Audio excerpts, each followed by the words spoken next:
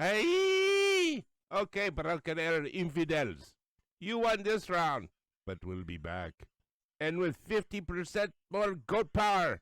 Hey! Wee! Well, good morning to you. Welcome to Jay Thomas Radio and his Oklahoma News Roundup, where we take a few minutes frolicking through the news here in the great state of Oklahoma. Now sit back a spell and enjoy the vocal warblings of Jay Thomas. Take it away, Jay. Woohoo! Thank you, Johnny.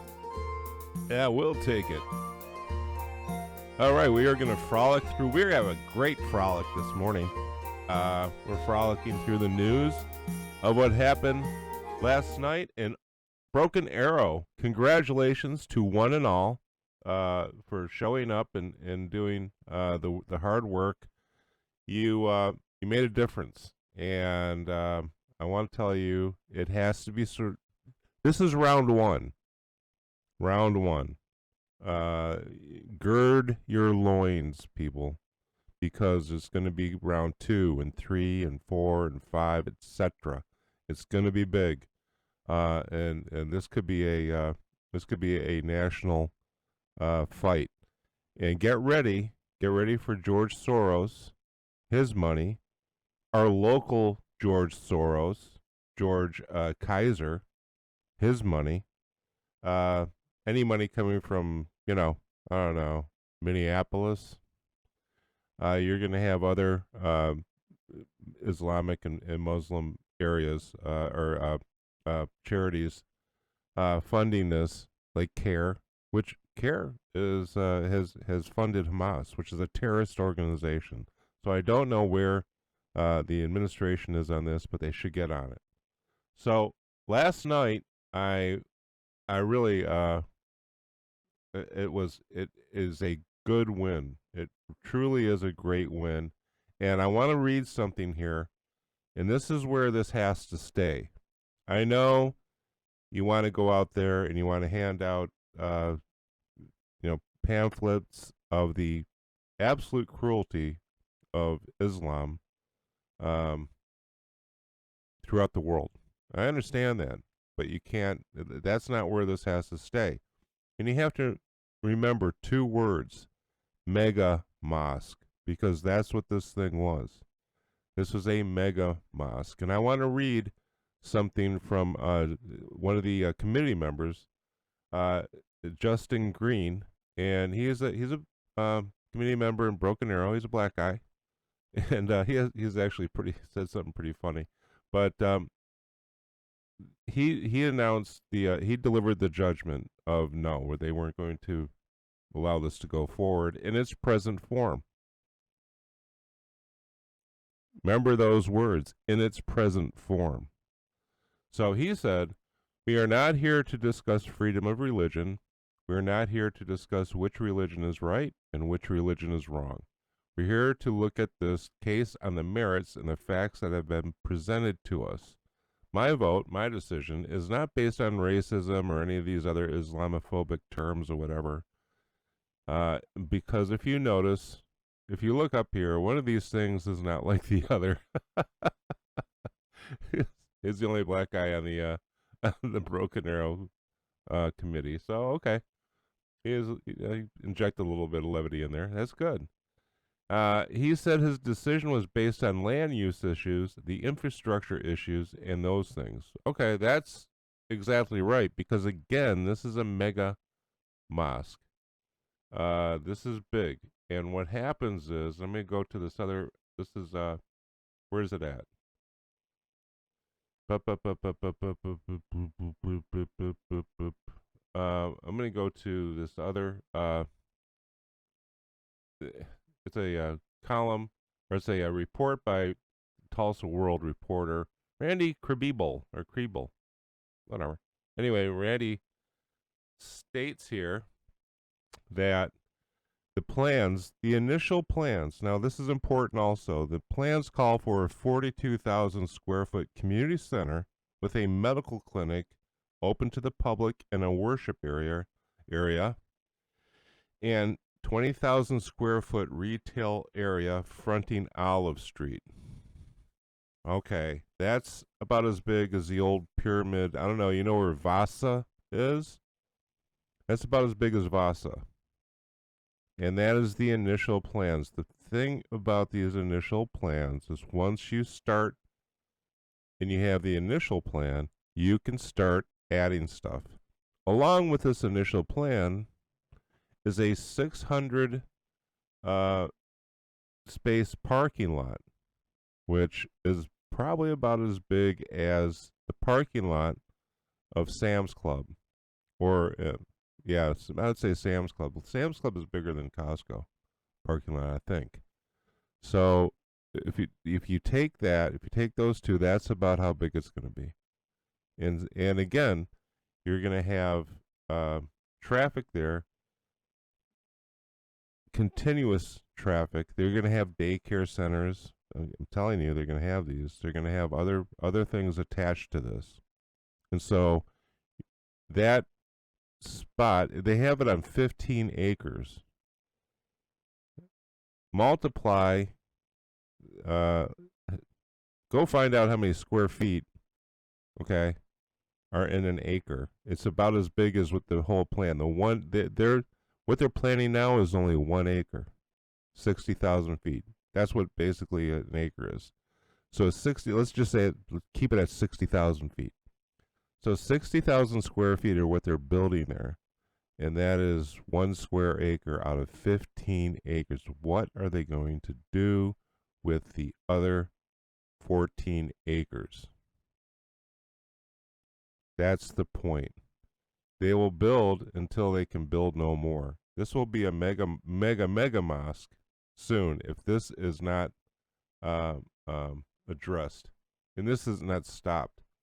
And it might take because I'll get to this later. It might take the city to pay a little bit and get back some of this acreage. It might take that.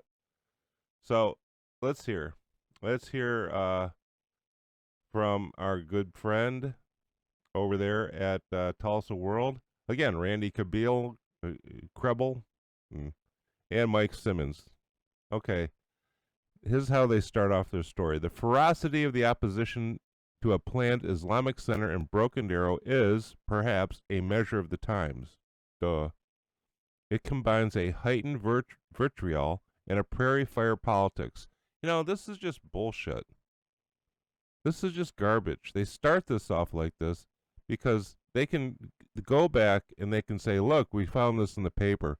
And look, it's the hatred. It's the hatred. It's not the size of this thing that is scaring people. Okay?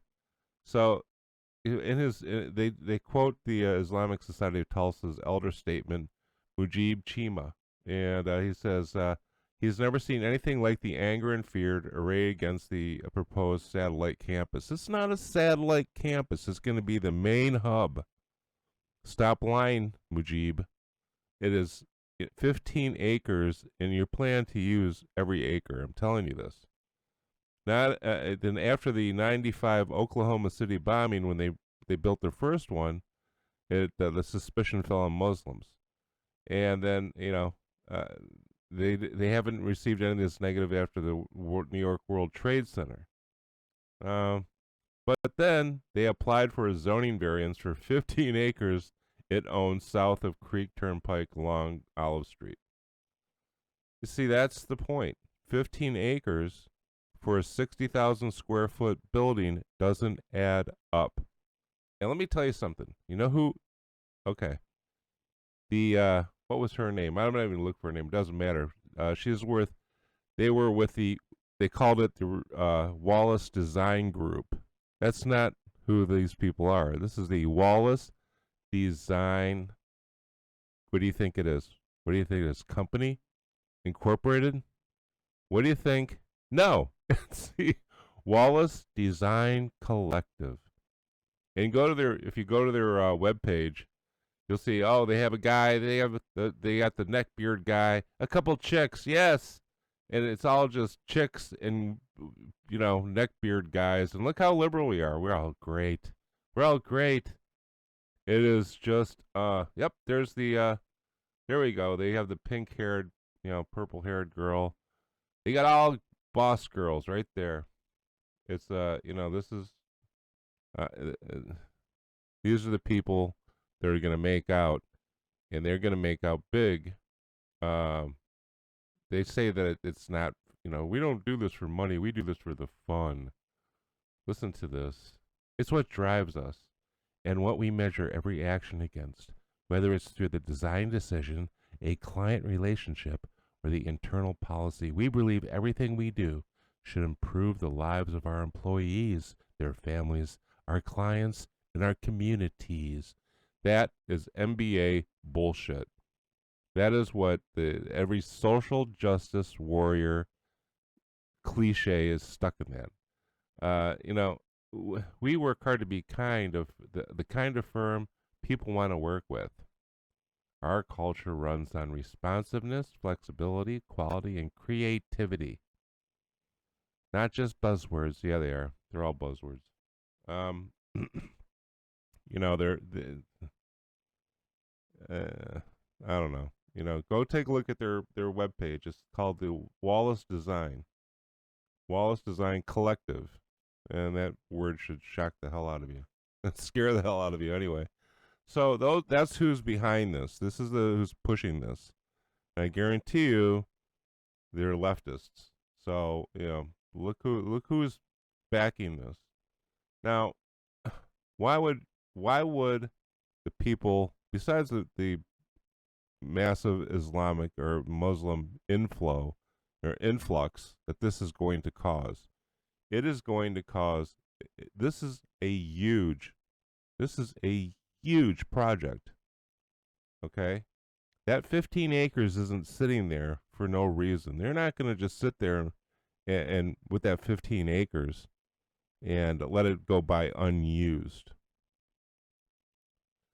So these are the things, you have to keep this. This is how you have to keep the focus on the largeness of this project.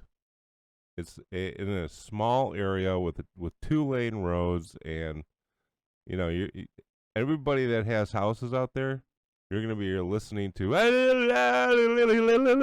every morning at 5 o'clock in the morning. There's nothing you can do about it, and these roads are going to be jam packed, and it's 24/7, 365. It's going to be a cluster. Just going to be a cluster. This is, it's just the way that the drive-by media is framing this is just ridiculous. Don't believe it. Don't let them frame it this way. Keep referring to it as the mega mosque. Okay? That's the point. The good part of this, we have 13 minutes. I'm going to go about another 5 minutes. The good part of this is that, hold on. There is, I wish you were here. CC, she's on the phone listening to me. Okay. The good part of this is that zoning is a pretty powerful weapon.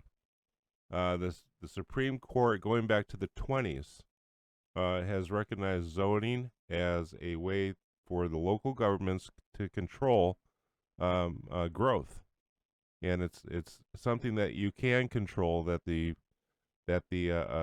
Supreme Court says is proper use of the police powers of local governments. Now this is the foundational case, was the Village of Euclid versus Ambler Realty. This is actually, I remember this back in business school, business law, so many years ago. But it's the foundational case upholding the zoning as a valid use of government police power to control growth. That was a very important one that we read about a long time ago, or I read about a long time ago. The second one is the Village of Bellaterra versus Boras. This upheld the one-family zoning ordinance for local control over neighborhood character. They can do this. It's if they get paid off, they'll stop doing it. Remember the 4 people that voted against it? What were their votes against the infrastructure and just the building of this thing being that large? If they come back and they say, okay, we'll build a small mosque here, they might get it through. And then what happens is you keep adding on piecemeal. That's another way they go about doing it. But right now, you do have the SCOTUS behind you, and you have a lot of other people behind you. So keep fighting, but keep the focus on the buildings and the land usage, and not on Islam. I'm just telling you that. I'm telling you that's the way to go about it. It's not something that you'll win in court. You'll win in court if you keep it on the size, the land use, and others. They can take it somewhere else, or they can downsize it again. Watch for okay, we'll downsize it. Well, then what are you going to do 3 years from now? Then you're going to put in for, well, now we want to have a child care center. Now we want to have this. So you really have to keep on this. Congratulations. Everybody did a wonderful job. And thank you, City of Broken Arrow, for looking at it and looking at it for what it is. It's a big, giant, mega mosque.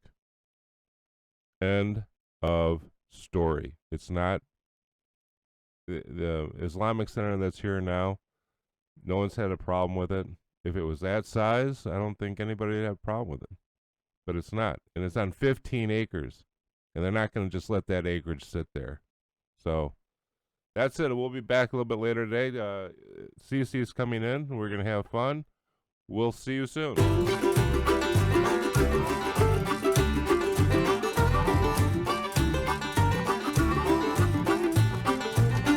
Start collecting money for the upcoming court cases because they're going to be epic.